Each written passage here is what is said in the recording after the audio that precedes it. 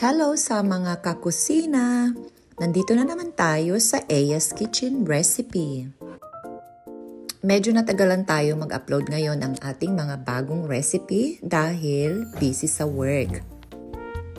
Egg sotanghon soup ang ating lulutuin ngayon.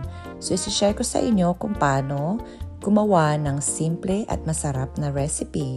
At tamang-tama ito sa maulan at malamig na panahon. So, yung una ay ipiprepare lang natin yung ating mga ingredients. Magbo-boil lang tayo sa isang pot ng eggs. So, depende sa inyo kung gaano karaming eggs yung ilalagay nyo. Tapos, magpapainit lang ng cooking oil. At mawawala ba yung ating paggisa? So, gisain lang natin yung bawang at saka nung sibuyas.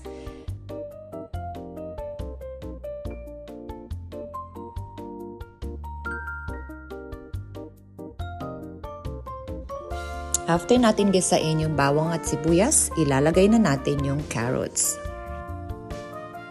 Gisain lamang natin ito ng mga 3 to 4 minutes. Sa gulay, mga kakusina, pwede natin itong lagyan ng 2 carrots. Depende po yan sa kadami ng carrots na gusto nyong ilagay. Tapos, pampalasa, pwede na rin natin itong lagyan ng salt and pepper. Then, konting halo-halo lang or halo-haluin natin para mabalance yung salt and pepper na nilagay natin.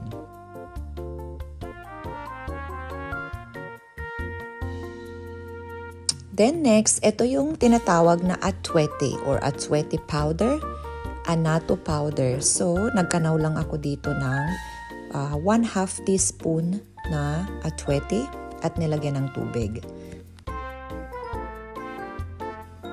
Tapos, ibubuhos lang natin ito doon sa ating ginigisa para maganda yung kulay noong sotanghon soup.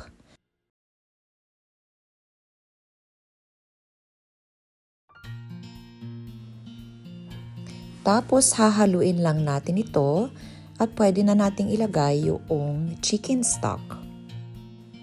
So, 2 cups na chicken stock yung aking nilagay. At kapag wala kayong chicken stock na available, pwede nyong lagyan ito ng isang Knorr cube chicken.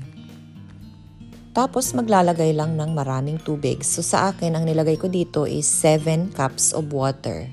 Tapos pakuluan lamang ito. At kapag kumulo na, pwede na nating ilagay yung ating Chinese pechay or pwede rin nating lagyan ng cabbage o kaya yung bok choy. Titimplahan na natin ito ng salt and pepper. So, depende po yan sa karami ng salt na ilalagay ninyo. Tansyahin nyo lang, depende sa inyong panlasa. Tapos, ilalagay na natin yung sotanghon noodles.